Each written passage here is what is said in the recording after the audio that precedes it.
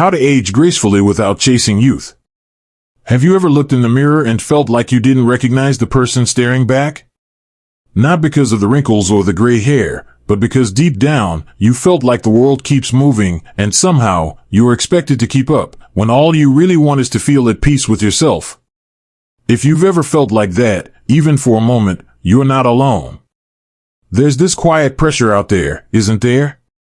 That after 60, we're supposed to fight time like it's the enemy. Buy the creams, try the diets, take the pills, and pretend we're still 35. But what if I told you, aging gracefully isn't about pretending we're young? It's about finally being free from pretending. You see, growing older isn't the beginning of the end. It's the beginning of clarity. A chance to live without apologies, without masks, and without chasing someone else's idea of what beauty or happiness should look like.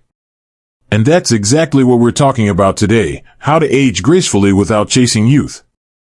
Not by denying who we are, but by embracing it with strength, softness, and self-respect.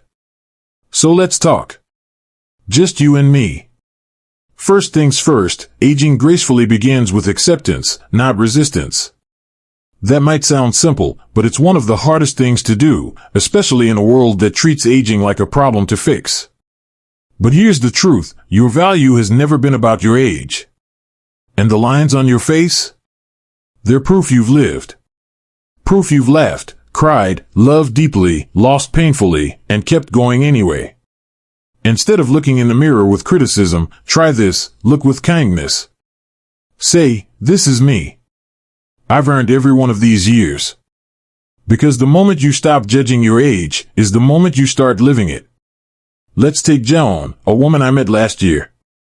She's 74, lives alone in a little cottage near the lake, and every morning she starts her day with coffee, soft music, and a walk around her garden. She told me once, I spent my 50s trying to erase my age. Now, I spend my 70s trying to savor it. That shift, from erasing to savoring, that's the beginning of aging with grace. Now, acceptance doesn't mean giving up on yourself. Not at all. It means choosing peace over pressure. And one of the best ways to do that is to care for your body in ways that feel loving, not punishing. Let's talk about movement. Not working out like a 20-year-old at the gym. I'm talking about gentle, joyful movement, stretching, walking, dancing in the living room when your favorite old song comes on. You don't have to burn calories, you just have to wake up your body. When you move with joy instead of punishment, your body starts to feel like a friend again, not a project to fix. There's a man named Harold in my neighborhood, he's 82, and every morning, he takes a slow walk down the block with his little radio playing old jazz tunes. Sometimes he waves at the kids walking to school. Sometimes he just hums along to the music. That's it. No fitness tracker. No pressure. Just a quiet, graceful rhythm to his day. And you know what? He glows. So many of us spend years punishing our bodies for not looking younger. But what if we just let that go? What if aging gracefully means listening instead of scolding? Next, let's talk about something even more powerful than movement, your mindset. So many people assume getting older means shrinking physically, mentally, socially. But that's only true if we believe it. The truth is, your 60s, 70s, and 80s can be the most expansive time in your life. Why? Because you finally get to stop trying to impress anyone. Think about that. You've spent decades working hard, raising families, keeping up appearances. But now's the time you get to choose you, your pace, your people, your peace. Aging gracefully means learning to say, no, thank you to things that drain you, and yes, please to the things that make your heart feel light. It means letting go of toxic friendships, releasing old grudges, and surrounding yourself with people who see your worth exactly as you are. Take Maria, a retired nurse who used to attend every family gathering out of obligation. She told me, one day, I realized I was coming home from these events feeling more tired than happy. So I stopped going. I started painting instead. And now, I spend my Sundays with a paintbrush in one hand and peace in the other. That's not selfish. That's wisdom. When you stop chasing youth, you start chasing truth. And the truth is, you have the right to enjoy your life on your own terms.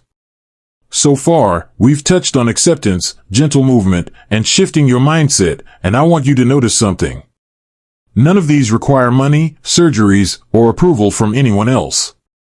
They require one thing only: permission. Permission to be kind to yourself. You don't need to be younger. You just need to be you, fully and unapologetically.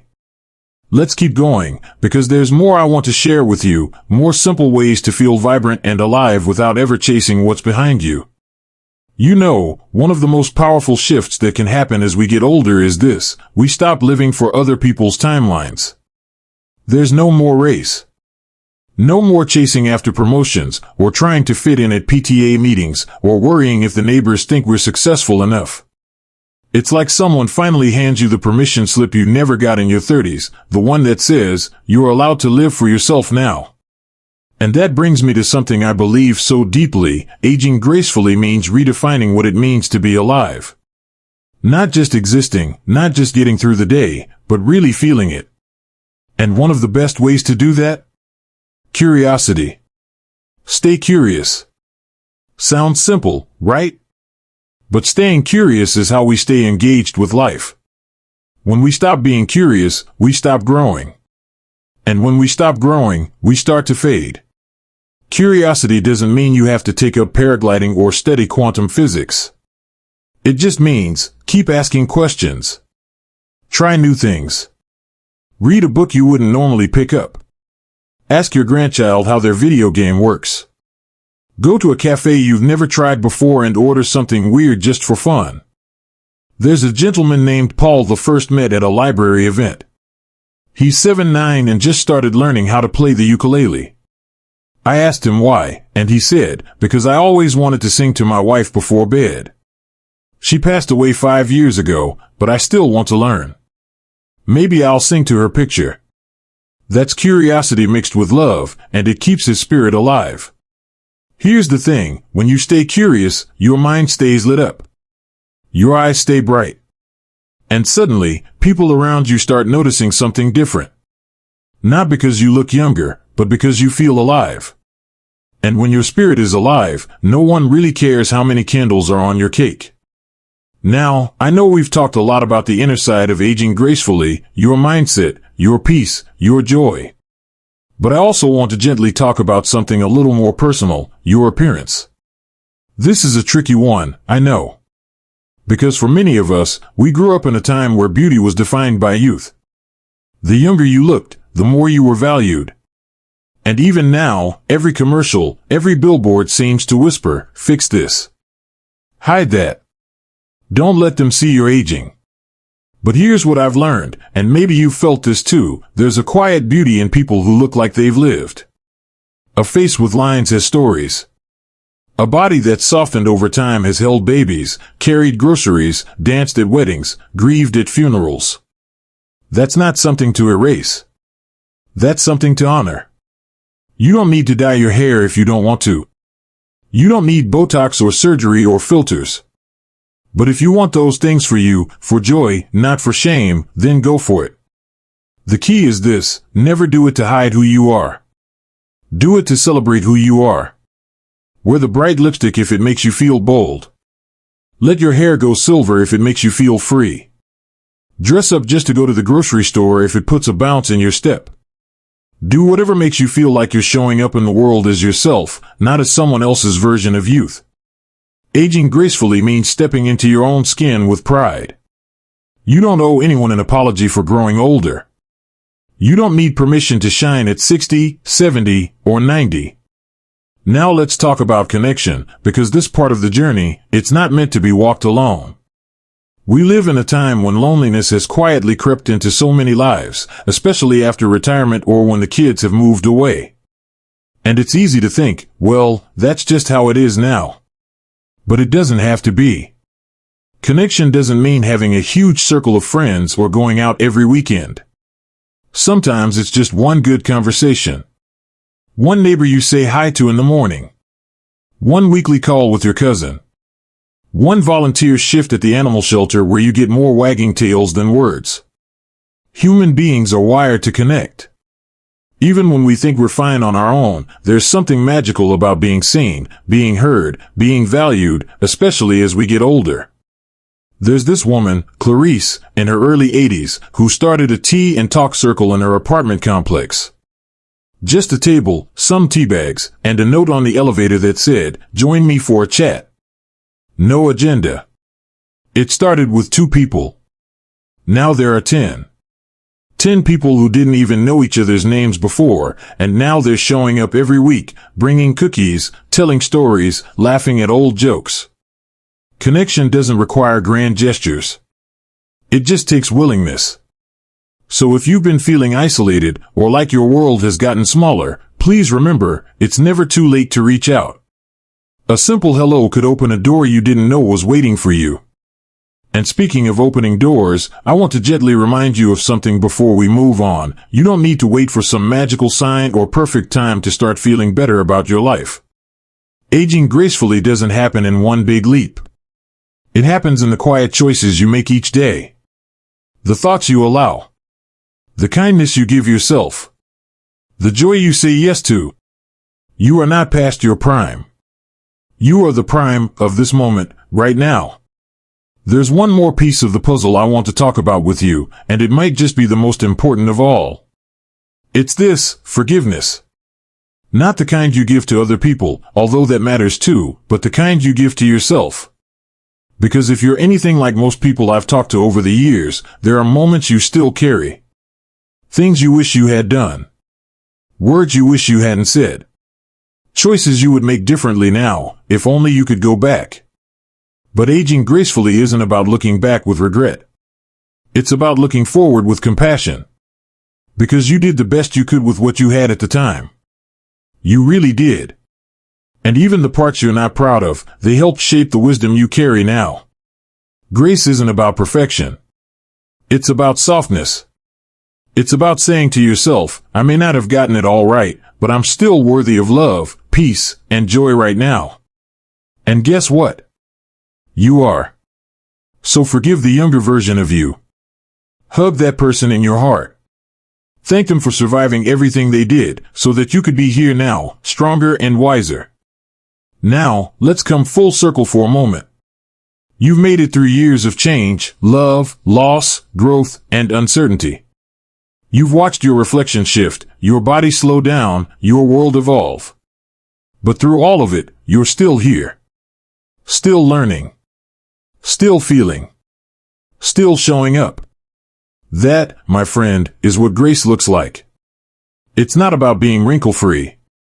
It's not about staying in shape for the high school reunion.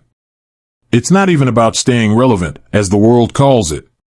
It's about waking up each morning and deciding, I still matter. I still have something to give. I still belong in this world, exactly as I am. Maybe that means sharing your story with someone younger. Maybe it means picking up a hobby you abandoned decades ago. Maybe it means simply sitting on your porch, feeling the breeze on your skin, and knowing that moment matters. One of the most beautiful things I ever witnessed was an elderly couple in the park, probably in their 80s.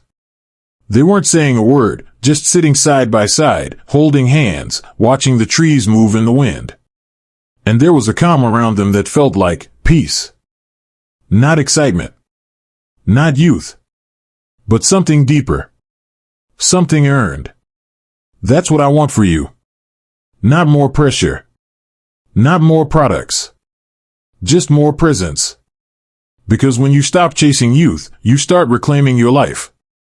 And if you ever catch yourself thinking, is it too late to change? Too late to feel better?